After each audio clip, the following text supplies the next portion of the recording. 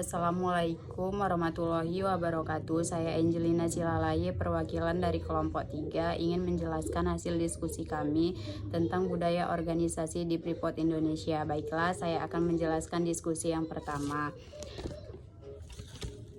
Soal pertama, menurut grup Anda, apa nilai positif dan nilai negatif yang Anda bisa simpulkan dari budaya organisasi yang diterapkan pada kasus Freeport tersebut?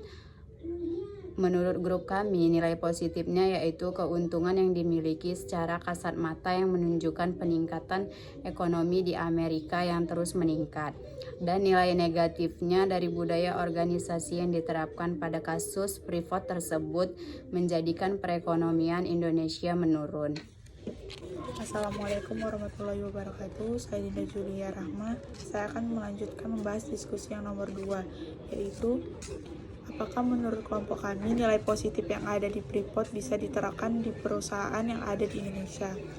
Menurut kami bisa, dengan menerapkan kemitraan dengan pemerintah Indonesia untuk memberikan manfaat bagi bangsa Indonesia dan terus berupaya menjadi model pembangunan ekonomi di Indonesia yang mengelola sumber alam dan memaksimalkan manfaat sosial bagi bangsa secara lebih khusus masyarakat Papua.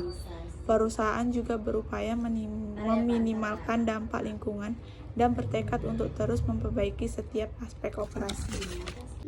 Assalamualaikum warahmatullahi wabarakatuh. Di sini saya akan melanjutkan penjelasan yang nomor 3 dengan pertanyaan, apakah yang mendasari grup Anda bahwa nilai negatif yang ada di Freeport memang tidak pantas atau tidak etis dilaksanakan?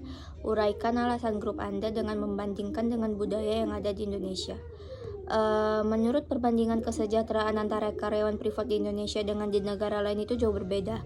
Di luar Indonesia, karyawan dibayar 10 sampai dengan $70 per jamnya, sedangkan di Indonesia hanya 0,98 sampai dengan $2 per jamnya saja. Pendapatan tersebut memang masih terbilang lebih banyak dibandingkan dengan pendapatan karyawan di Indonesia.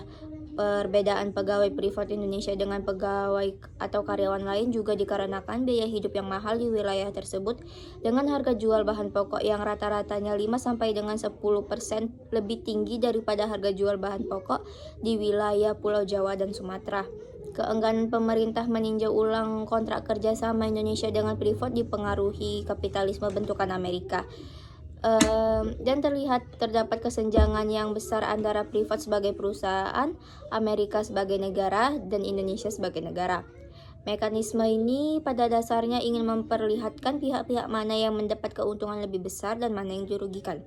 Berdasarkan dari cerita panjang tentang perolehan keuntungan yang dimiliki secara kasat mata yang menunjukkan peningkatan ekonomi di Amerika yang terus meningkat dan penurunan perekonomian di Indonesia.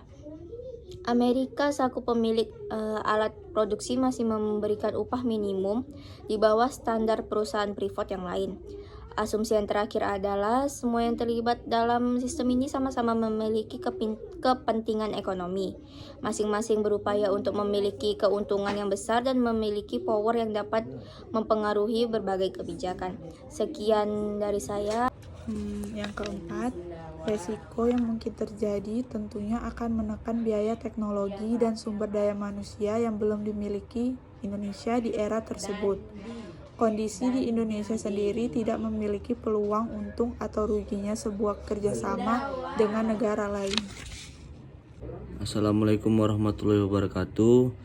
Saya Dandi Sundawa. Saya akan melanjutkan pembahasan nomor 5, yaitu budaya organisasi yang bernilai positif adalah budaya organisasi yang jujur. Untuk mencapai budaya organisasi yang jujur perlu dimulai dengan melakukan penilaian kinerja secara objektif dan adil. Budaya organisasi yang baik akan dapat membantu meningkatkan kualitas setiap orang dan membuka pintu yang lebar bagi perusahaan Anda untuk meraih lebih banyak keberhasilan.